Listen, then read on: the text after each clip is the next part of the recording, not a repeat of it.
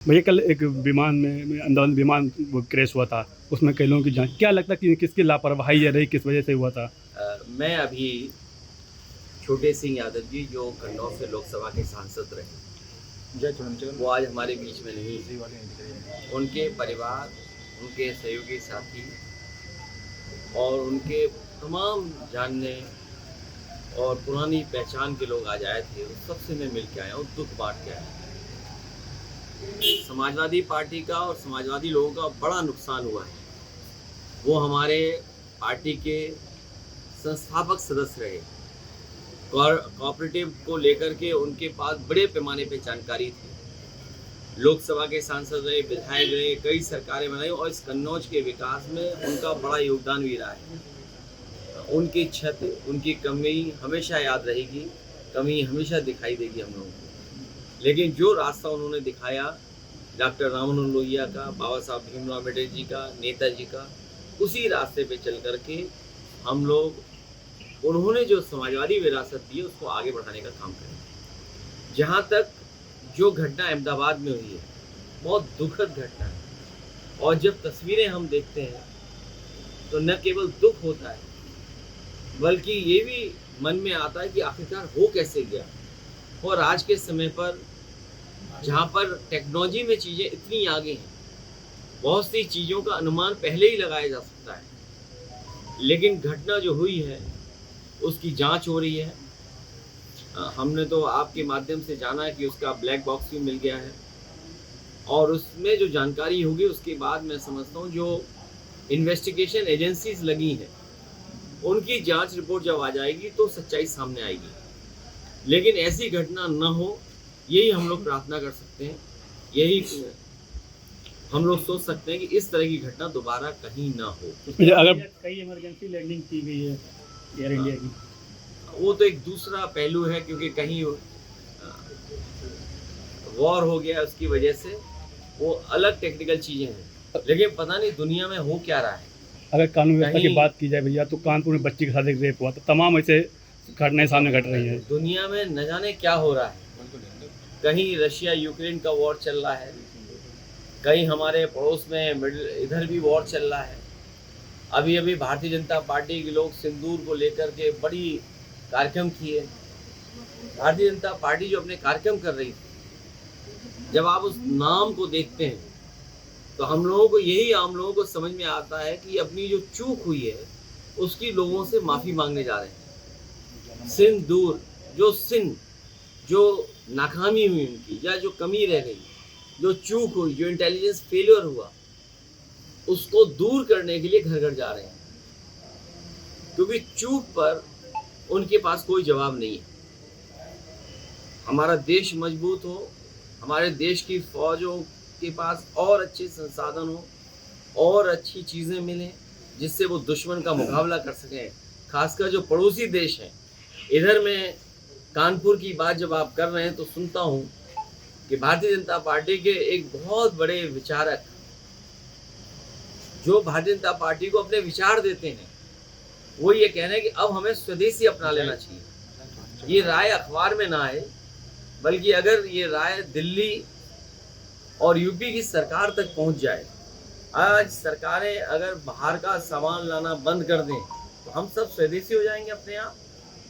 तो जो राय मशवरा या दी जा रही है राय, वो सरकार तक राय पहुंचे तो उससे हमारे देश और अर्थव्यवस्था बहुत मजबूत है। भैया जहाँ तक कानून व्यवस्था के सवाल है, कानून जीरो इनकी सरकार में। इसमें काफी पासमात के लोग परेशान हैं गाँव के। मुझे उम्मीद है कि सरकार अगर नाला बना रही है, पानी निकास के लिए कोई व्यवस्था कर रही है, तो सड़क जो पहले बनी थी उससे अच्छी बना करके देंगे। भैया आगे चुनाव की क्या तैयारी है? 227 को क्या तैयारी है?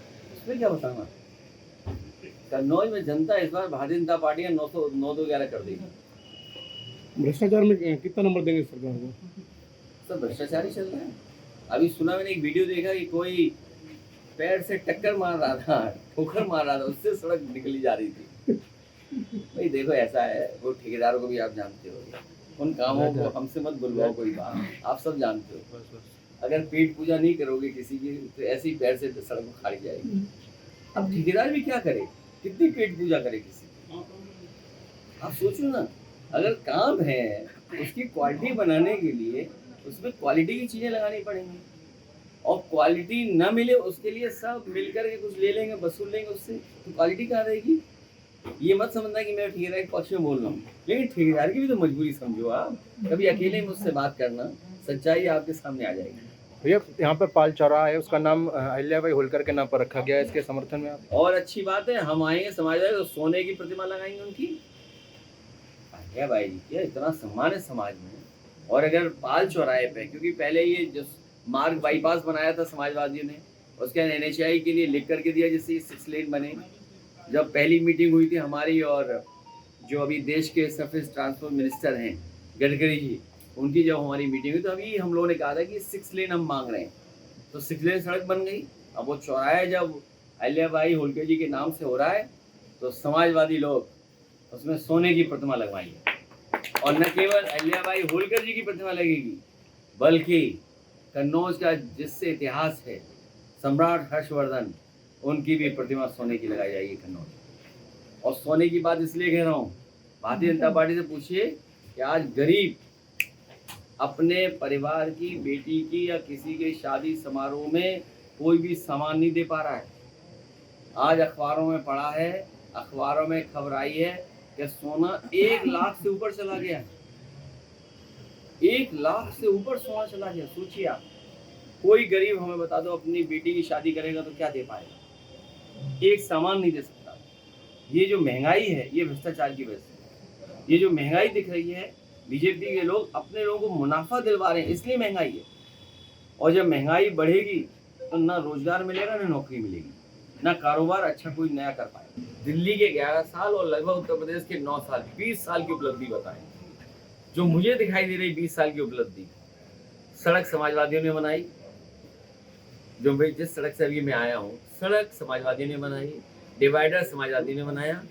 बस इन्हें मिल गई जगह थोड़ी सी, खंबा लगा के कहेंगे सड़क हमने बनाई, ये इनकी उपलब्धि।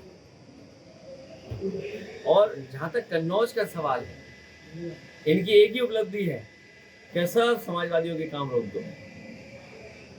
एक ही उपलब्धि हमें कन्नौज में दिखाई दे रही है कि सब समाजवादियों के काम रोक दो। यही सबसे बड़ी उपलब्धि 11 साल की दिल्ली की सरकार की और 8 साल उत्तर प्रदेश सरकार के हैं कि समाजवादियों के किए हुए कामों को रोक दो। मंडी रोक दी, परफ्यूमरी पार्क रोक दिया, इंजीनियरिंग कॉलेज रोक दिया, आपका गांव में जो मिनी ग्रिड से बिजली सप्लाई था वो बर्बाद कर दिए, आपका जो काउ मिल्क प्लांट था वो बर्बाद कर दिया, स्टेडियम बर्बाद कर दिया, पार्क बर्बाद कर दिया, एम्बुलेंस बर्बाद कर दी, पुलिस बर्बाद कर दी, और क्या बर्बाद करने को बचा है। अब 1.5 साल बाद इन्हें जनता हटा देगी, इनका 9-2-11 जनता कर देगी। म्यूजियम का उद्घाटन भी नहीं पाया अभी तक।